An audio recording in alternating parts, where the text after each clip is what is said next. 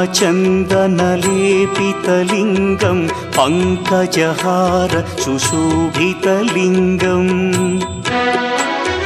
सञ्चितपापविनाशनलिङ्गं तत्प्रणमामि सदा शिवलिङ्गम्